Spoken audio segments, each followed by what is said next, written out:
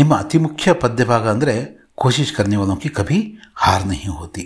ಪದ್ಯದ ಕೊನೆಯ ಪ್ಯಾರಾಗ್ರಾಫ್ನ ಮೊದಲ 4 ಲೈನ್ಗಳು ಅಸಫಲತಾ ಏಕ್ ಚುನೌತಿ ಹೇ ಅದೇನಿದೆಯೋ ಆ ಒಂದು ಪದ್ಯವನ್ನು ನಾವು ನೋಡ್ಕೋಬೇಕು. ಕಂಪಲ್ಸರಿ ನಿಮ್ಗೆಲ್ಲರಿಗೂ ಬರ್ತಾ ಇರುತ್ತೆ ನೋಡ್ರಿ. 2019, 20, 21ರಲ್ಲಿ ಯಾಕೆ ಕೇಳಿಲ್ಲ ಅಂದರೆ ಆ ವರ್ಷ ಕರೋನಾ ಕಾರಣಕ್ಕೋಸ್ಕರ ಕೇವಲ 40 ಅಂಕಕ್ಕೆ MCQ ಕ್ವಶನ್ಗಳು ಕೇಳಿ ಎಕ್ಸಾಮ್ ನಡೆಸಲಾಗಿತ್ತು, ಹಾಗಾಗಿ ಕೇಳಿಲ್ಲ. ಮತ್ತು 22, 23, ಜೂನ್ 19, ಸೆಪ್ಟೆಂಬರ್ 20, ಜೂನ್ 22, ಜೂನ್ 23 ಅಂದರೆ ಪ್ರತಿ ವರ್ಷವೂ ಕೂಡ ಇದನ್ನೇ ಕೇಳಿದ್ದಾರೆ. ಪದ್ಯ ಹೀಗಿದೆ ನೋಡ್ರಿ.